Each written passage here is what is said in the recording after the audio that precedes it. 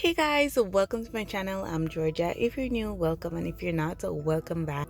In today's video, I'm going to be making this turmeric scrub for hyperpigmentation and overall glowing of the skin. So if you guys want to see this video, make sure you like the video, share the video, subscribe, and also leave a comment down below. So let's get into the video. So for this recipe, it's very simple. Most of the items you can find in your cupboard. Sometimes you don't even know that you have them. But what I'm using right here is the pink sea salt. If you don't have